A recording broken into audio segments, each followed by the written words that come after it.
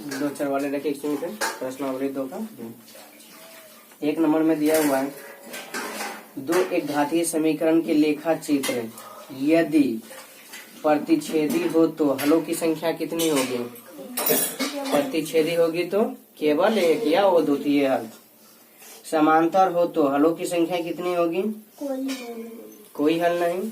और अगर संपाती हो तो हलों की संख्या अनंत होगी। क्लियर है।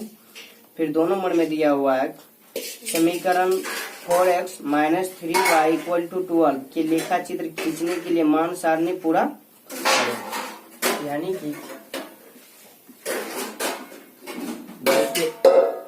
एक में ये जो मेरा समीकरण दिया हुआ है वो कितना है 4x - 3y = 12 और साथ में इसके साथ एक सारणी भी दिया गया है।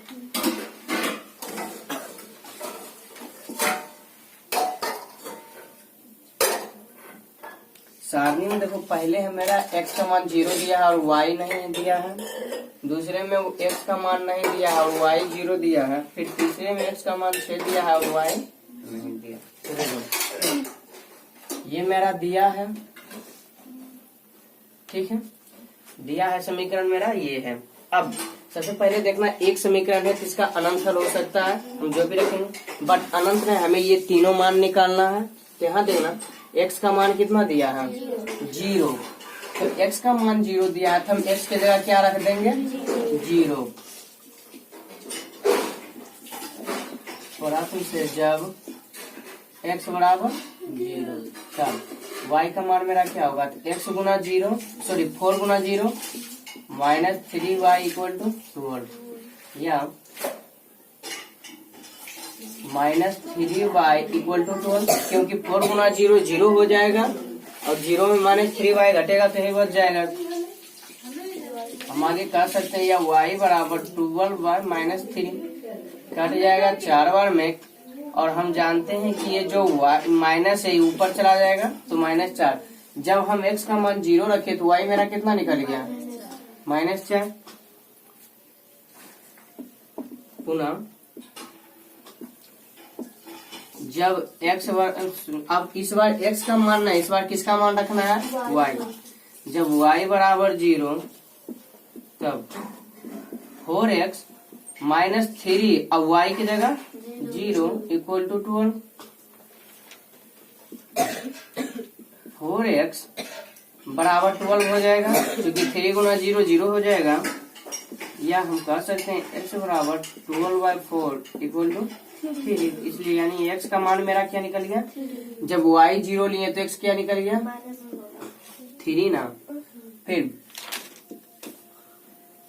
हम जब x का मान 0 लेंगे 6 लेंगे x का मान इस बार क्या दिया है 6 तो y मेरा क्या निकल जाएगा 4 गुना 6 - 3y = 12 या 6 चक 24 - 3y = 12। हम 24 को अगर यहीं रख ले और 12 को इस तरफ ला दे तो -12 और 3y को धारे चल जाए तो 3y यानी हम कह सकते हैं। इसलिए y बराबर जो मेरा होगा 24 में जब 12 घटेगा तो 12 और गुणा से आएगा तो भाग 4 यानी कि मेरा y का मान कितना निकल गया 4। ये समीकरण क्या हो गया तालिका मेरा पूर्ण हुआ। कॉपी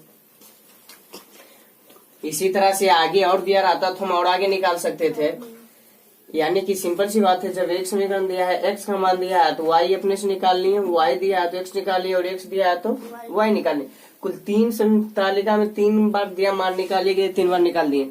ऐसे अगर रहता तो डायरेक्ट हम बहुत सारा मान ले सकते थे और अपने मन से, लेकिन इसमें अपने मन से नहीं ले सकते हैं क्योंकि इसमें दिया हुआ था x का मान y का मान फिर x का मान और जो खाली था वो फिर हमको क्या करना था उसके मान को रख कर निकालना था। क्लियर हो ना। निकालो देखो अगला 2 का 2 बन जाएगा 3 नंबर फिर बता दें। 3 नंबर में दिया हुआ है यदि 3x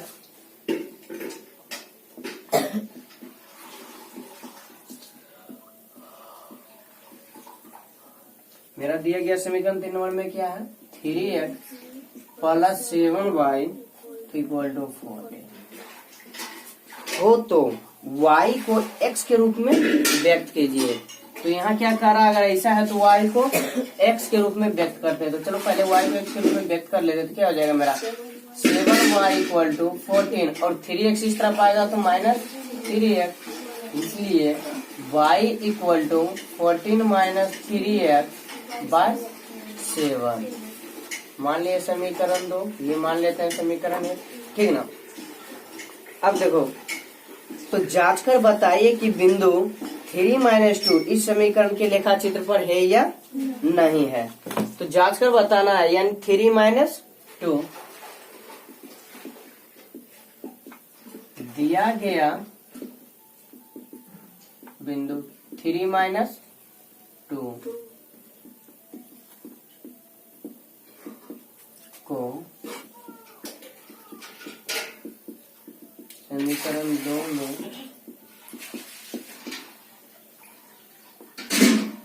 y के स्थान पर रखने पर, देखो इससे अब क्लियर हो गया कि हम समीकरण इसको कहाँ रखने, 2 में। चूंकि बोला था कि y को x के रूप में पहले व्यक्त करना, उसके बाद इसका मान रखना, तो यहाँ व्यक्त किए थे। अब अगर हम 2 में रखते तो देखो क्या हो जाएगा मेरा, ये -2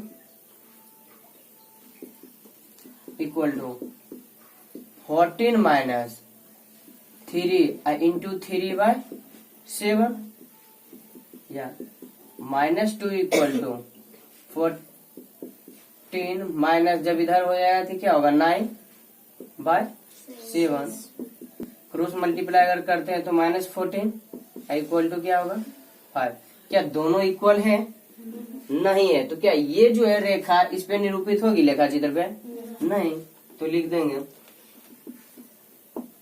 कि ये बिंदु 3, -2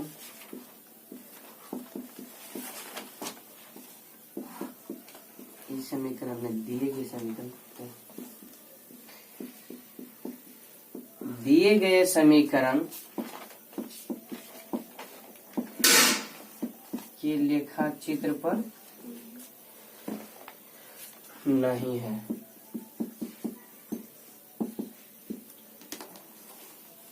समझ में आया है? बोला था पहले y के रूप में व्यक्त करने के लिए y के रूप में व्यक्त किया और फिर ये मान दिया था, जिसको हम क्या किए, रख दिए। अगर LHS और RHS मेरा सेम हो जाता तो हम क्या कहते कि बिंदु जो है लेखा चित्र पर है, लेकिन जब सेम नहीं हुआ तो इसका मतलब ये बिंदु इस लेखा चित्र पे नहीं है। हम इसे और भी देखो एक तरीका से चेक कर सकते हैं कि अगर मान लीजिए x का -3 दिया है तो x का मान हम क्या रख देंगे, 3 रख देते हैं। और जब हम 3 रखेंगे तो y मेरा -2 आ जाना चाहिए। अगर -2 आ गया तो फिर मेरा सही हुआ था। देखो अगर 3 रखते हैं तो 3 3 या 9, 14 में जब 9 घटेगा तो कितना बचेगा 5। अब 5/7 कभी भी -2 बराबर नहीं हो सकता, तो यानी ये इक्वल नहीं है। 4 नंबर में अगला देखो दिया हुआ है, बताएं कि निम्नलिखित युगपाद समीकरणों को प्रदर्शित करने वाली रेखाएं छेदक, समांतर या संपाती है। देखो जो यहाँ पर इस समीकरण दिया हुआ है उसमें से बताना है हमको कि छेदक है, समांतर है या संपाती है। तो यहाँ छेदक का मतलब होगा प्रतिच्छेदी रेखा, ठीक ना। हम लोग इस तरह का देखे थे एक चार्ट, देखना इस तरह का हम लोग चार्ट देखे थे, A/D not equal to B/E। और जब ऐसा होता था तो इसका केवल और केवल एक हल होता था, एक हल, और ये कहलाता था ओ विरोधी।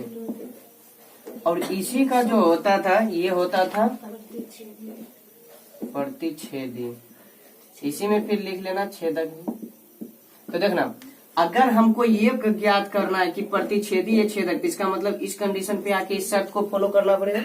तो यानी हम चेक किस चीज से करेंगे, इस शर्त से, यानी शर्त के अनुसार हम इसको चेक करेंगे प्रतिच्छेदी होगा यानी छेदक होगा, समांतर होगा या संपाती होगा। 4 का 1 में देखते हैं,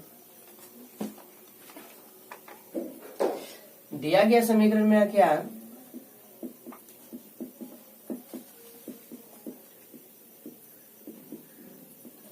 दिया गया समीकरण जो है मेरा वो है 6x - 3y इक्वल टू -10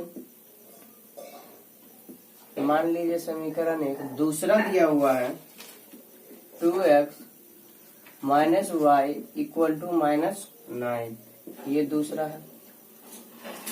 यहाँ एक चीज अच्छा ये देख लेना, क्या अगर एक समीकरण दिया हुआ रहता तो छेदक के प्रतिच्छेदी समांतर ये पता नहीं चलता, नहीं चलता, क्योंकि एक समीकरण दिया हुआ रहता तो इसका ग्राफ इस तरह किया जाता। अब इसको काटने वाला दूसरा तो होना चाहिए, या अगर मान लीजिए समांतर है तो ये जा रहा था, इसके समांतर में चलने के लिए एक और समीकरण तो कम से कम होना चाहिए। ये संपाती है तो इसी पे ये चलेगा, ये दिखाने के लिए वो होना चाहिए ना, इसीलिए इसमें जब भी चाहिए तो दो समीकरण हम यहाँ लिख सकते हैं। चूंकि यहाँ पर जो होगा a इक्वल टू 6 हो जाएगा, b equal to -3 and c equal to मेरा क्या हो जाएगा यहाँ 10 हो सकता है। आगे देखो, वैसे अगर हम इसको -10 भी ले तो इससे कोई दिक्कत है मेरा होने वाला नहीं है, ठीक ना।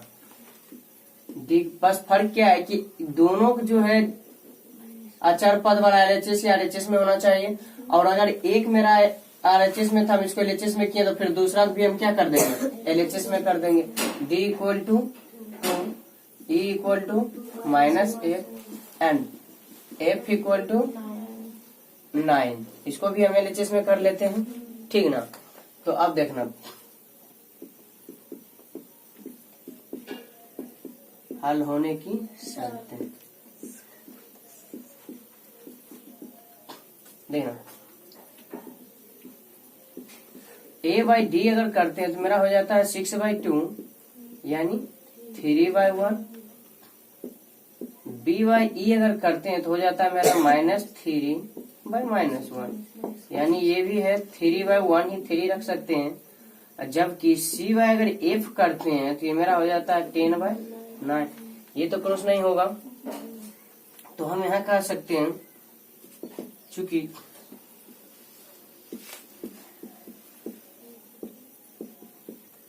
यह समीकरण a/d इक्वल टू b/, चूंकि दोनों का मेरा सेम है but not equal to c/f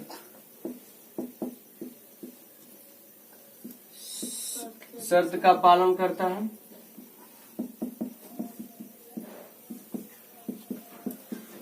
या हम कह सकते हैं कि इस रूप का है, तो अतः यह समीकरण क्या होगा, तो ये जो रेखा है एक दूसरे को क्या करेगी संपाती, मतलब ये सबसे पहले अगर हम बात करें इसकी कितने हल होंगे तो कोई हल नहीं होगा। और अगर दूसरी बात करती है कौन सा युगपात होगा, तो ये युगपात मेरा कौन सा होगा विरोधी का होगा, विरोधी का होगा। और अगर विरोधी होगा तो इसका मतलब ये मेरा जो है एक दूसरे को संपाती होगा, समांतर होगा, एक दूसरे क्या करेगी समांतर में। तो अतः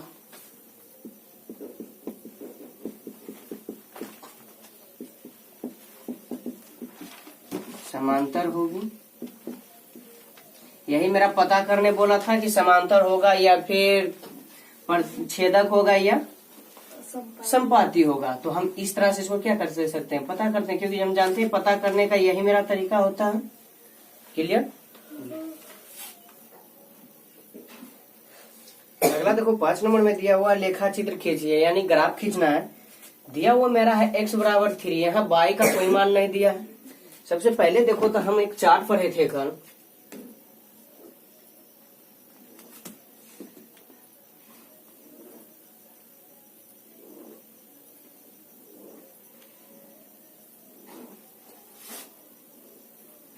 जब x बराबर a था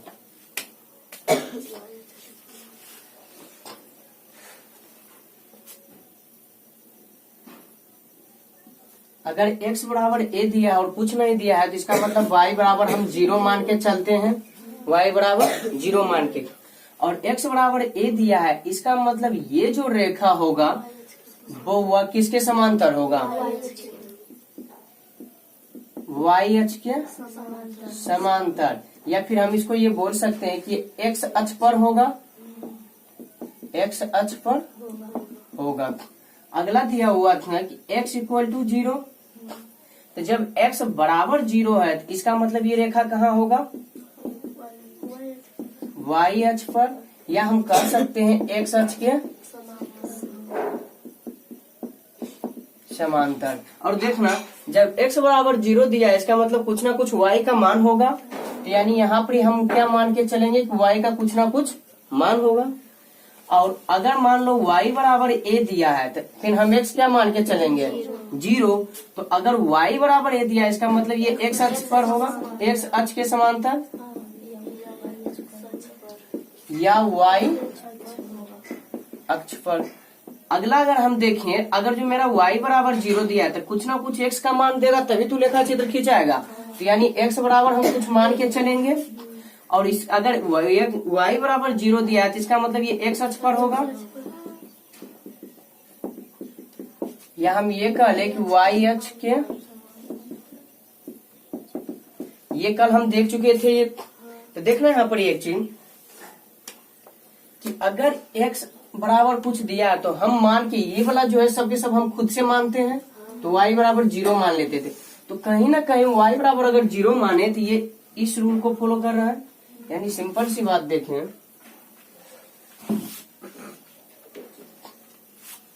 देखना तो ये वाला मेरा इसको फॉलो कर रहा है। यहाँ देख सकते हो y बराबर 0 अगर है तो यानी x बराबर कुछ ना कुछ हम मानेंगे यहाँ पे, और ये x अक्ष पे होगा और y अक्ष के समांतर होगा। या अगर मान लिया जाए मेरा ये वाला दे दिया है कि x बराबर 0 तो हम y बराबर कुछ मान लेते हैं, या y बराबर कुछ दिया तो x बराबर 0 होगा, तो ये इसको फॉलो करेगा। यानी कहने का मतलब कुल दो प्रकार के होगा। x बराबर 0 है तो इसका मतलब इसका ग्राफ क्या होगा y अक्ष पे, ये हमारा होता है y अक्ष और ये होता है x अक्ष, जिसमें ये जो कटता है इसको मूल बिंदु बोलते हैं। और यहाँ से फिर हम y और y डैश करते हैं, ये होता है x और x डैश। तो देखना पहले हम मान लेते हैं x बराबर कुछ दिया है, मान लो कुछ दिया है तो ये ग्राफ मेरा खींचाएगा। तो यहाँ पर y बराबर हम क्या मान के चलेंगे 0, क्योंकि y के लाइन को तो टच नहीं कर रहा। चलो y 0 मान लिए। फिर देखना ये y अक्ष के समांतर है और साथ में देखे तो ये x अक्ष पर भी है, तो दोनों काम हो रहा है साथ में। अगर मेरा मान लो इस तरह से दिया है, ये इस बार मेरा मान लो ये वाला है, अगर ये है तो इसका मतलब x अक्ष को टच नहीं कर रहा है, तो x बराबर क्या मान लेंगे 0, x बराबर 0। और साथ में देखे थे किसके समांतर है x अक्ष के समांतर है, या यू कह ले तो y अक्ष पर ये है। अगला है कि जब मेरा x बराबर 0, तो देखो ना इसमें भी तो x बराबर 0 ही है ना, तो x बराबर 0 इसका मतलब y का कुछ ना कुछ मान है, और कुछ ना कुछ जब y का मान है तो ये कहाँ होगा y अक्ष पे होगा, ये x अक्ष के समांतर होगा।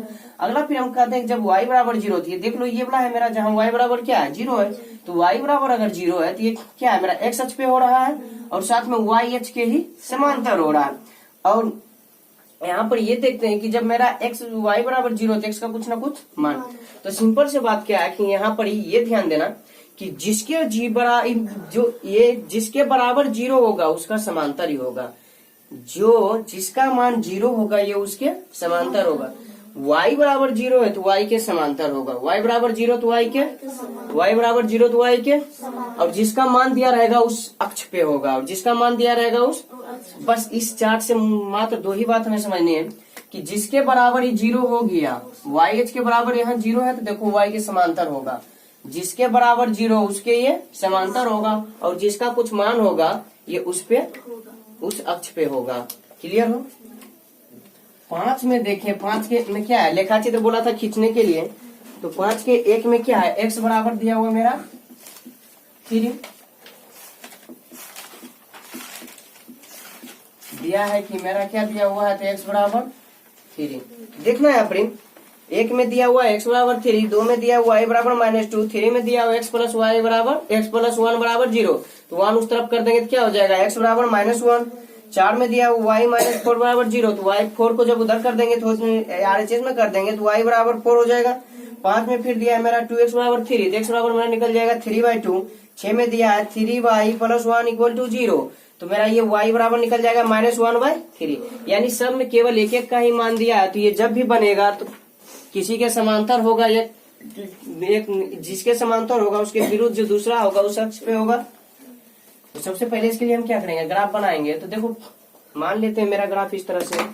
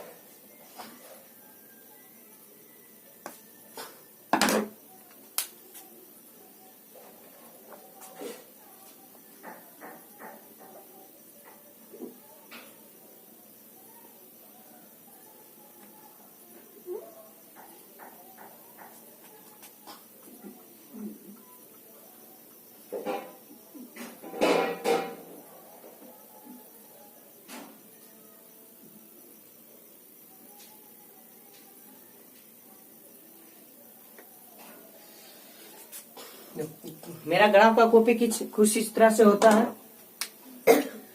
अब इसके अंदर भी 10 छोटे छोटे वर्ग बने होते हैं इस तरह से, जिसे देख सकते हो।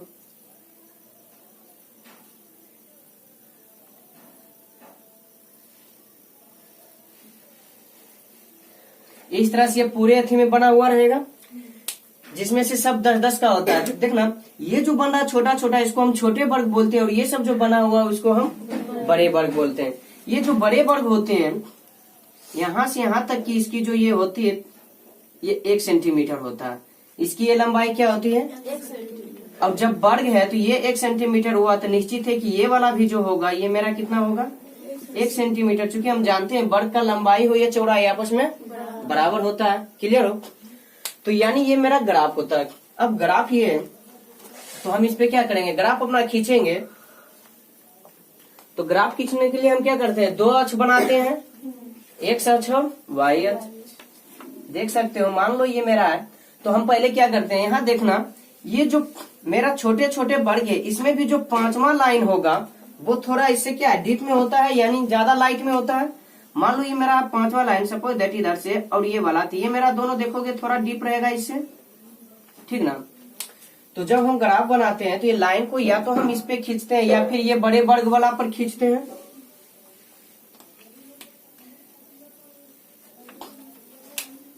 जब हम ग्राफ बनाएंगे तो किस पे? या तो ये जो 5 के बाद 5 नंबर पे जो ये छोटे वर्ग वाला आ रहा है लाइन, इस पे खींचेंगे, या फिर ये बड़े वर्ग का जो लाइन है इस पे। वैसे हम ज्यादातर क्या करते हैं? बड़े वर्ग का जो लाइन होता है उसी पे खींचते हैं, ठीक ना? तो अगर मान लो हम इस पे खींच रहे हैं बड़े वर्ग की लाइन पे,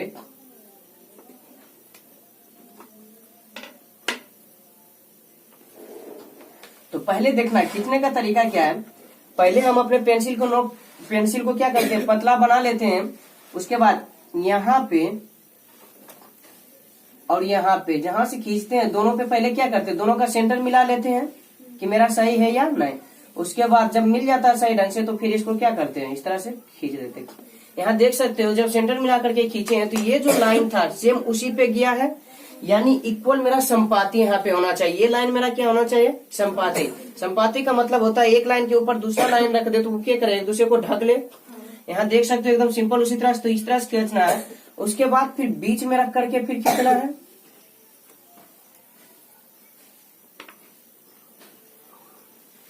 तो क्या करेंगे? सबसे पहले दोनों तरफ वाले को मिला लेंगे इसे बिंदु को कि मेरा सही है या नहीं।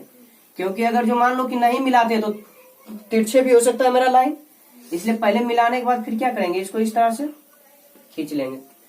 उसके बाद ये मेरा हो जाएगा एक्स अक्ष, ये वाई अक्ष। लेकिन जब ये कटान बिंदु तो वहां से फिर मेरा इधर लेफ्ट हैंड के तरफ एक्स डैश बन जाता है और नीचे वाला वाई डैश, और ये मेरा मूल बिंदु बन जाता है 0 0। उसके बाद ये या तो हम क्या करते हैं? एक छोटे छोटे वर्ग की लंबाई के अनुसार से स्केल लेते हैं, या फिर 1 सेंटीमीटर जो बड़े वर्ग है उसके अनुसार। तो अगर हम मान लो बड़े वर्ग के अनुसार से ले रहे हैं तो ये मेरा क्या हो जाएगा? -1, -2, -3, -4।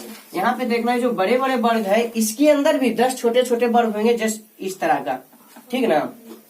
और इधर अगर हम देखें तो हो जाएगा मेरा 1, 2, 3, 4। क्योंकि हम जानते हैं कि मूल बिंदु के दाईं तरफ या ऊपर जाते हैं तो ये प्लस की तरफ जाता है, जबकि बाईं तरफ या नीचे आते हैं तो माइनस की तरफ जाता है। यानी एक्स डैश जो होती है वो माइनस की तरफ होती है, वाई डैश जो होती है वो भी माइनस में मेरा होती है। तो ये मेरा हो जाएगा 1, 2, 3, 4। यहाँ ये हो जाएगा -1, -2 इस तरह, ठीक ना? अब देखना यहाँ पर ही हम एक बड़े वर्ग के अनुसार से एक इकाई लिए हैं, क्योंकि इससे ये पता नहीं चलता सेंटीमीटर में दिया या मीटर में, तो हम डायरेक्ट इसको इकाई मान के चलते हैं। तो यहाँ हम लिख देंगे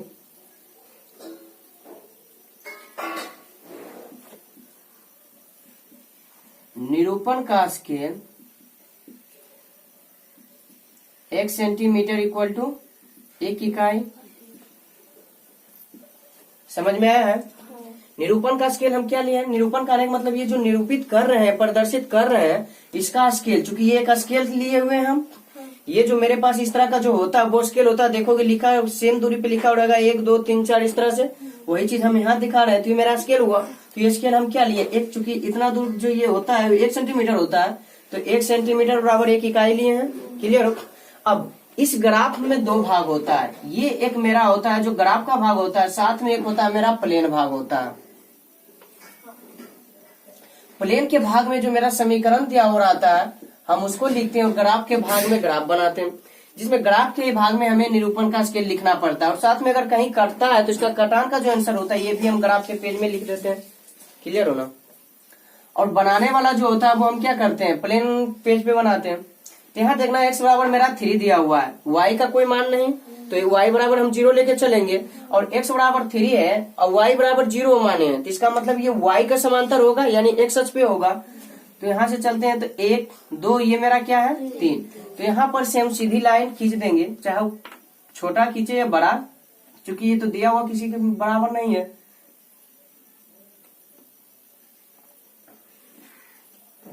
तो देख सकते हो ये जो x बराबर 3 है ये मेरा, ये और नीचे भी जा सकता है, ऊपर भी जा सकता है।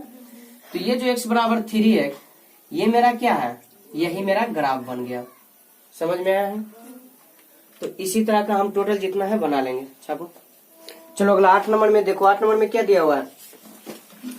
अगला देखो 8 नंबर में क्या दिया हुआ है? 2x plus Y minus 3 equal to 0 का आलेख खींचे। तो 8 मेरा है ये।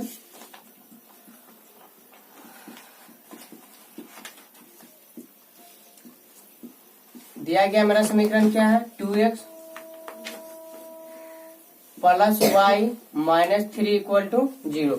इसका बोल रहा है आलेख खींचने के लिए, यानी इसका क्या खींचना है? ग्राफ खींचना है। और ग्राफ आलेख अक्षों को जिन बिंदुओं पर काटता उन्हें दिखाइए। तो देखो 2 समीकरण होता तो आपस में कहीं भी काट देता, लेकिन एक समीकरण है तो ये बता रहा अक्ष को जहां काटेगा केवल हमें वो दिखाना है। तो जब इस तरह से रहेगा पहले हम क्या करेंगे? इसको x या y के रूप में निरूपित कर लेंगे। तो मान लो हम y निकालते हैं, तो मेरा y निकालेंगे तो 3 उस तरफ जाएगा तो प्लस में हो जाएगा, और जब 2x जाएगा तो माइनस में। मान लेते हैं समीकरण मेरा 2। ठीक है। अब हम क्या करेंगे? यहाँ एक ग्राफ तालिका बना लेंगे जिसमें हम 2 या 3 बिंदु को निकालेंगे। ठीक।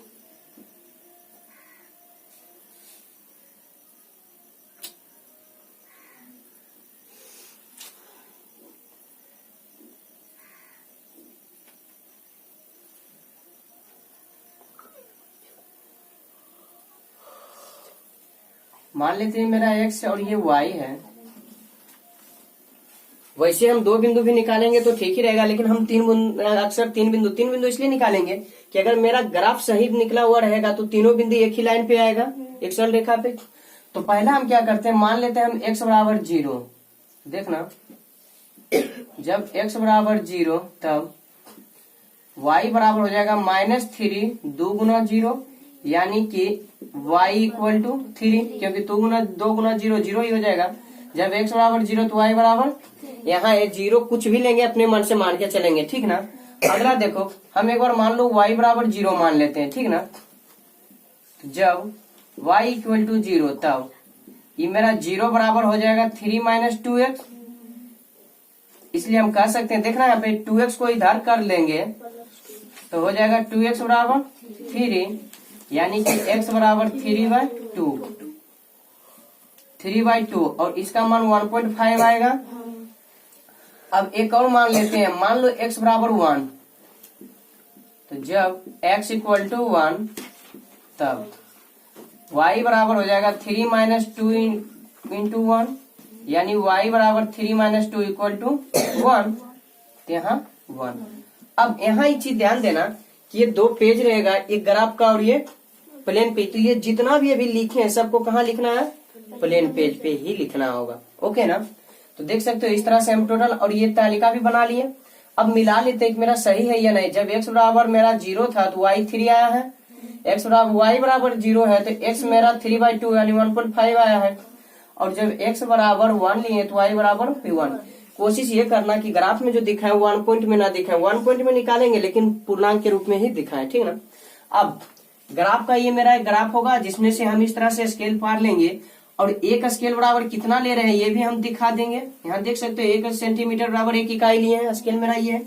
यहाँ क्या दो चीज करना कि पेंसिल जो होगा पूरी पतला कर लेंगे और एक ही बार, यानी कि मान लो इस तरह से किए तो बार बार इसको मिटा करके नहीं लिखेंगे, ठीक ना, मतलब एक ही बार में मेरा क्या है सही बन जाए। और दूसरी बात ये देखना कि कहीं मोटा ढंग से ना लिखा है, जैसे होता है पेंसिल अगर हम नहीं छीलते हैं तो वो मोटा उससे निकलता है। तो ग्राफ में ध्यान देना कि ये पतला होना चाहिए और एक ही बार में मेरा क्या है सही बने, इसलिए पूरी तरह से मिलाने के बाद ही हम मिलाएंगे। अब ये ध्यान देना इसमें भी कि जो भी हम लिखेंगे वो पेंसिल से, ये कलम से लिख सकते हैं टेंशन नहीं, लेकिन फिर भी ये भी पेंसिल से लिखेंगे, और ये ग्राफ में तो बिल्कुल पेंसिल का यूज करेंगे। क्लियर हो? तो देखना आप मान लेते हैं मेरा क्या है x बराबर 0 तो मेरा यही हो जाएगा, और y 3 यानी ये है, तो यानी ये जो होगा ये मेरा 0 3 बनेगा। पहले हम x वाला लिखेंगे बाद में, तो ये मेरा हो गया। दूसरा है x बराबर 3/2 यानी 1.5, तो देखो ये जो है 1 और 2 इसके बीच में कुल 10 भाग बटे होंगे इस तरह से, 1 2 3 4 5 6 7 8 9, और ये 10वां हो जाएगा इस तरह से, ठीक ना। तो ये मेरा हो जाएगा 3.2 वाला ये, और y मेरा 0 तो यानी यही रह जाएगा, तो ये क्या हो जाएगा मेरा 3/2 और 0।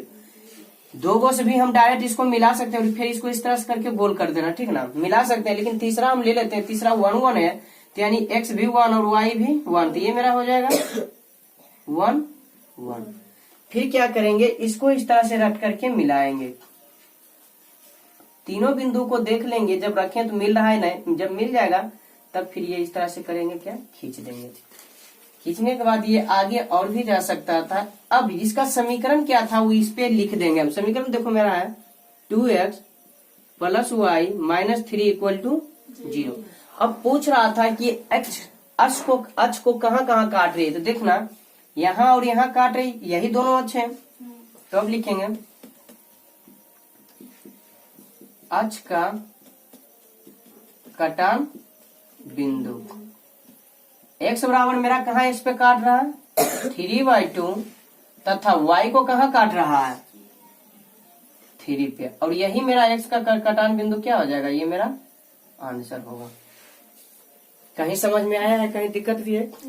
अब अगर प्रतिच्छेदी रेखा होता तो भी वो कहीं काटता, तो मान लो प्रतिच्छेदी रेखा होता और मान लो कि मेरा ये एक एक पे काट रहा है, सपोज दो समीकरण होता इस तरह से खींचते तो एक पे काट दिया, तो ये हम ग्राफ में यहीं पे लिख देंगे। देखना ग्राफ वाले पेज पे लिखेंगे दोनों रेखाएं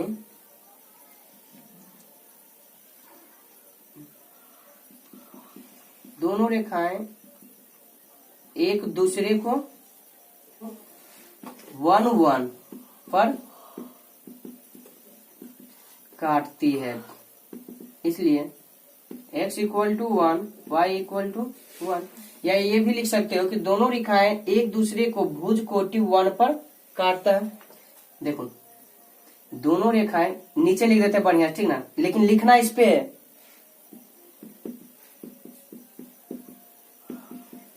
दोनों रेखाएं एक दूसरे को 1 1 भुज कोटि पर काटती है। तो जब 1 1 पर काटता है तो इसलिए x बराबर मेरा 1 तथा y = 1, ये मेरा हो जाएगा।